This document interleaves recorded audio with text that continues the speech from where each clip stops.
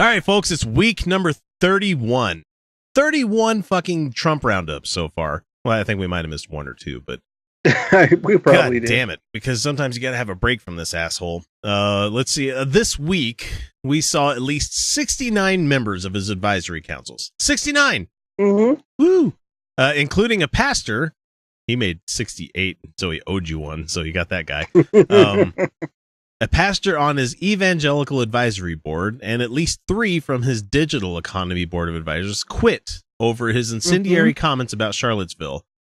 And we're not even up to Phoenix yet. So, he praised all of the many protesters in Boston speaking out against bigotry and hate. Is he talking about the guys that were stuck at the Boston Commons, or is he talking about the people that Maybe. were... I have no idea. Nobody knows what he's talking about. No, and nobody ever knows. After what happened night before, actually last night, because that's when the hurricane hit land. Yeah. With him pardoning Arpaio. How the fuck do you pardon that guy? Well, first of all, he hasn't served any time yet. He's not been handed any not fees, but fines. He's not been sentenced. He hasn't had any. He hasn't even completed his appeal process. And yet, he's been pardoned. Even he's completely not following the Department of Justice guidelines here. So I can imagine this might cause a rift between him and Sessions.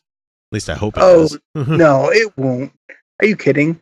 Sessions has no spine whatsoever. Yeah, the good old boys got to stick together, I guess. What else did he do? He promised to keep troops in Afghanistan, which is going back once again on his campaign promises, where he's talking about, we're going to end that war in Afghanistan. It's a useless war. What are we doing there? Yeah, he's just going to go ahead and commit more troops. He's going to keep people there. That's fine. Yeah. And he even called out like Pakistan about them needing to get into the fight and stuff. And it's like, and I think he called India at the same time that says they need to be on it too. It's like, don't ask India to be on the same side of Pakistan with anything. That's not a good idea. They don't get along, those two. In case you never mind. Go ahead. I should stop acting so incredulous that the president doesn't have any kind of foreign policy experience. I'm just a policy wonk from years and years of watching CNN and shit with my family. But even fine. Go do you. That's fine. I know that Pakistan and India have nuclear weapons pointed at each other, and they're just waiting for a reason to wipe each other out. Yeah. But our president can't be asked to know that kind of thing.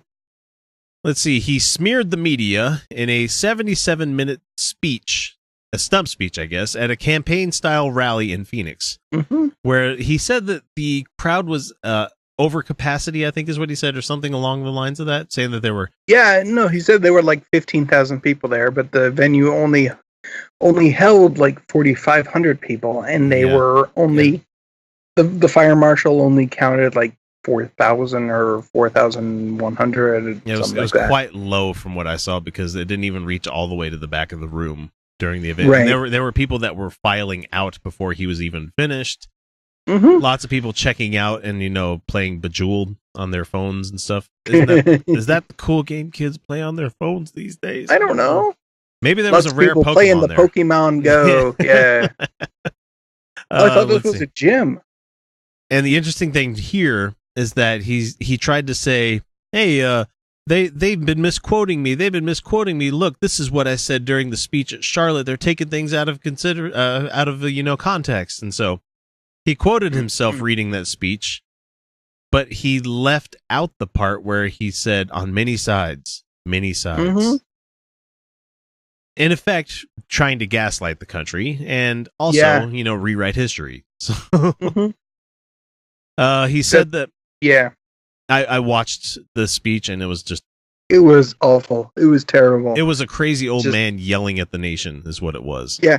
That's. Give us Clint Eastwood yelling at a chair. Yeah. Please. That sounds sane. He said that progress was being made in the standoff with North Korea. No, which, it's not. after a day later, announced it was accelerating its weapons program. No progress there. They tested another missile too, and Mm-hmm. what did we do? Nothing. And I'm glad we did Nothing. nothing. But the thing is that this guy's blustering about, fire and fury, the likes of which the world has never seen, and nothing happened. Mm-hmm. So what does that tell Kim Jong-un? That everything that you say is hollow. Everything that you say. Right. Congratulations. You just played a bluff. You bluffed.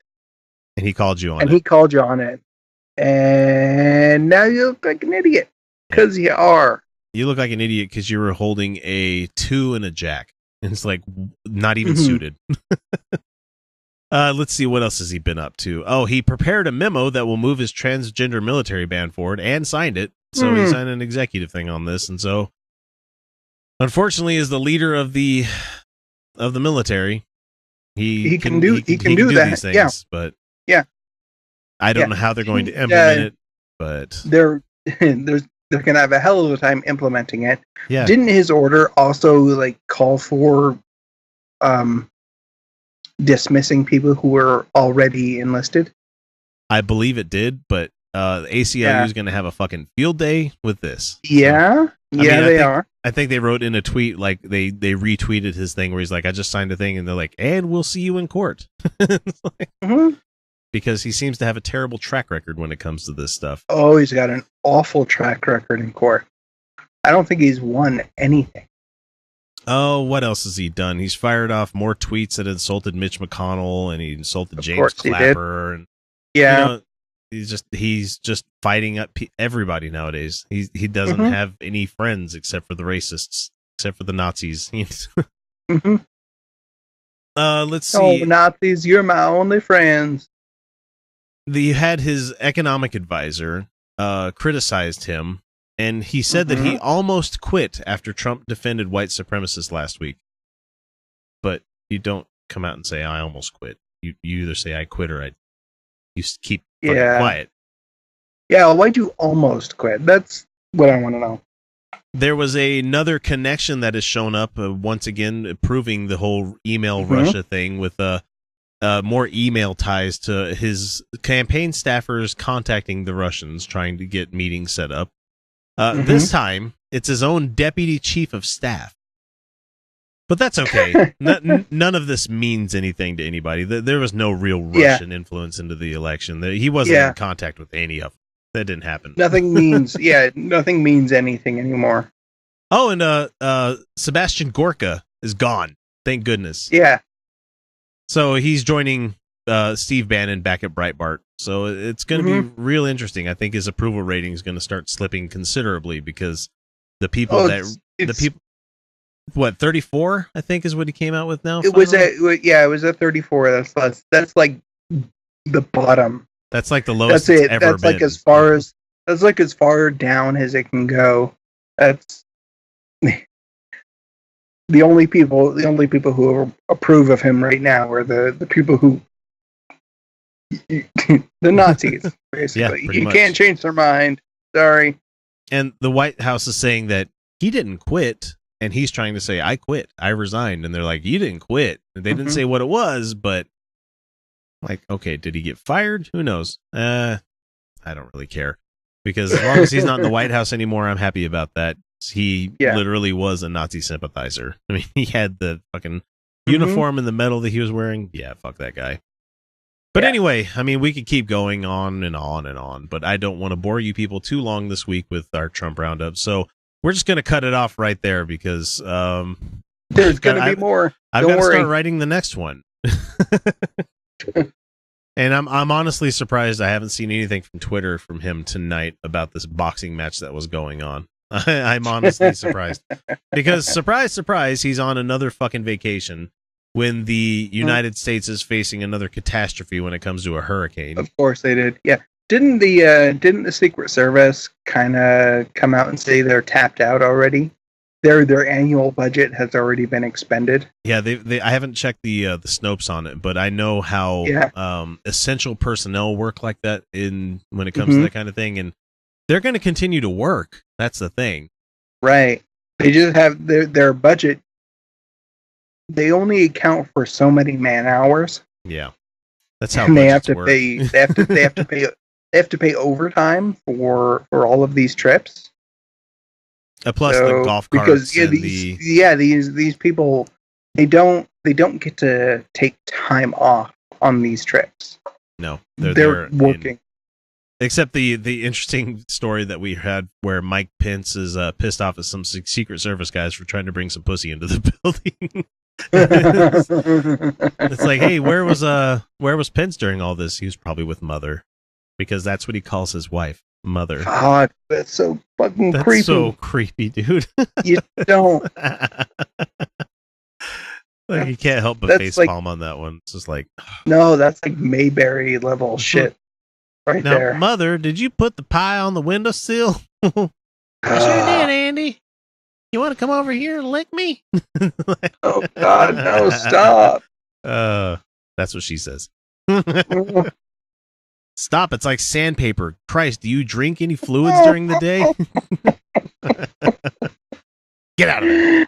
Oh, God damn it. Now go beat up some gay people for me. Yes, Mother. That's Pence for you. That's my Pence impression.